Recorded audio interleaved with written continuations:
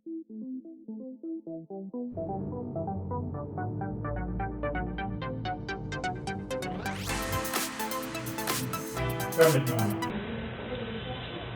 Doctor Harish Rathi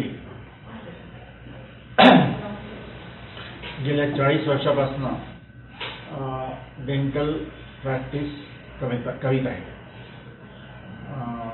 जवळजवळ 1980 पासून मी सदरमध्ये advance dental क्लिनिकच्या माध्यमातून दातांची काळजी घेत आहे, लोकांच्या दातांना ठीक करत आहे. तर सगळ्यात महत्त्वाचं दाताच्या काळजीबद्दल हे आहे की आपण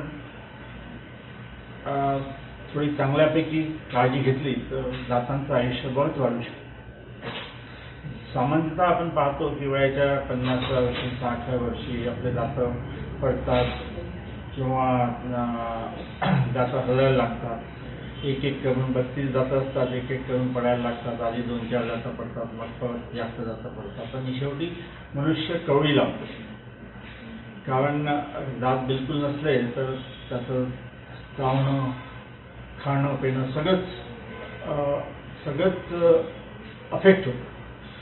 तर सगळ्यात महत्त्वाचं, जर आपले दात लवकर पडू नये, दात आपले जास्त चांगले राहिले पाहिजे, आयुष्यभर दातांनी आपली साथ दिली पाहिजे असं प्रत्येकाला वाटणं साहजिक आहे. पण ज्या वयात दात पडतात त्या वयात जर आपण काळजी घेतली तर ते आपण खूप लेट झाल्यासारखं झालं. तर लहानपणापासूनच आपण दाताची काळजी घेतली पाहिजे, जेणेकरून दात जास्त वर्ष आपल्याला साथ देतील, आपल्यासोबत राहतील. तर काळजी म्हणजे काय हे एक अजून प्रश्न आहे. काळजी म्हणजे दररोज दात साफ करणे, दररोज सकाळी आणि रात्री झोपायच्या आधी चांगल्या तऱ्हेनं दात साफ केले पाहिजे. आपण जसे जसे सिव्हिलाइज होत आहोत तसे तसे आपल्या मसुड्यांचा, गम्सचा जो साईज आहे तोही थोडा छोटा झालेला आहे. त्याच्यामुळे 2 दातामध्ये थोडा गॅप्स आलेले आहेत. जसं आपल्या कंगव्यामध्ये गॅप्स असतात, एक दात मग गॅप, तशाच प्रकारची परिस्थिती जवळजवळ आपल्या दातामध्ये झालेली आहे. त्याच्यामुळं आपण ब्रशसारख्या एक अत्याधुनिक अवजार म्हणून किंवा टूथब्रश म्हणजे अवजारी नाही तसं पाहिलं तर एक लाईफस्टाईलसाठी खूप आवश्यक असलेलं एक इन्स्ट्रुमेंट आहे. तर त्यांनी जर आपण दररोज रात्री स्पेशली 2 दातामधल्या गॅप चांगल्या तऱ्हेनं साफ केल्या तर दात चांगले साफ होतात. 2 दातामधली जी गॅप आहे चांगल्या तऱ्हेनं जर साफ झाली, स्पेशली ब्रश वापर, तर ब्रश आपण दररोज रात्री करायला पाहिजे, सकाळी पण करायला पाहिजे. दिवसातून 2दा चांगल्या तऱ्हेनं जर ब्रश केला तर 2 दातामधली गॅप जी आहे ती चांगल्या तऱ्हेनं साफ होते. ब्रश वापरताना दाताच्या बाहेरच्या बाजूला, दाताच्या आतल्या बाजूला आणि दातांचा जो चावण्याचा सरफेस आहे एक मी प्रात्यक्षिक पण तुम्हाला दाखवतो की हे मॉडेल आहे. त्या मॉडेलला वरचे दात जर साफ करायचे असेल तर असा ब्रश 45 डिग्रीच्या अँगलनी दात आणि मसुड्याचा जो जॉईंट आहे त्याचा ठेवायचा आणि ब्रश खाली ओढायचा, परत तसाच ठेवायचा. म्हणजे असे राऊंड मोशन आपण देत आहोत. समोरच्या दातासाठी पण असं आतून ब्रश करण्यासाठी आतल्या भागानेही पण तसंच. समोरच्या दातासाठी अर्धा ब्रश आत ठेवा, अर्धा बाहेर ठेवा आणि करा. पूर्ण दातांना ब्रश करण्यासाठी खाली आणि वर दोन्ही जास्तीत जास्त 1-1.5 मिनिट लागतो, 2 मिनिट लागतात. या वेळात आपण चांगल्या तऱ्हेनं ब्रश करायला पाहिजे. ब्रशचे जे ब्रिस्टल असतात ते थोडेसे तेढे झाले, तिरकट झाले किंवा थोडे सॉफ्ट झाले आणि असं वाटायला लागतं आपल्याला की आणि ब्रश चांगला होत नाही, तर आपण ब्रश चेंज करून टाकला पाहिजे. कोणतेही पेस्ट का तुम्ही कोणतेही वापरू शकता, ब्रशही कोणताही वापरू शकता. सॉफ्ट किंवा मीडियम ब्रश उत्तम आहे. आणि पेस्ट कोणती वापरू शकता, कारण पेस्टचा मेन उद्देश आहे की त्यांनी आपलं जे तोंडाचं क्लिनिंग आहे ते थोडं इफेक्टिव्हली चांगलं झालं पाहिजे आणि तोंडाला थोडा फ्रेशनेस वाटला पाहिजे. All paste are equally good, like all साबन्स आर इक्वली गुड. कोणाला लक्स आवडेल, कोणाला सँडलवूड आवडेल, तसंच पेस्ट पण जवळजवळ सगळ्या सारख्या आहेत. आणि उद्देश पण त्याचे सारखे आहेत. तेव्हा तुम्हाला जो फ्लेवर जास्त बरा वाटतो तो वापरायला काही हरकत नाही. सगळ्यात महत्त्वाचं ब्रश करायचा तर रात्री ब्रश करणं खूप आवश्यक आहे. कारण रात्री जवळजवळ 8-10 तास आपण काही खात नाही.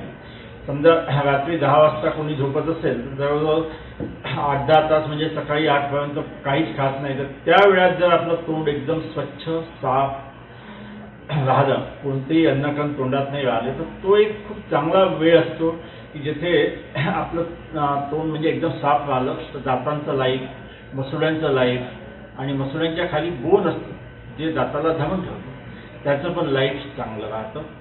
म्हणूनच आम्ही म्हणतो की रात्रीला ब्रश करणं खूप आवश्यक आहे.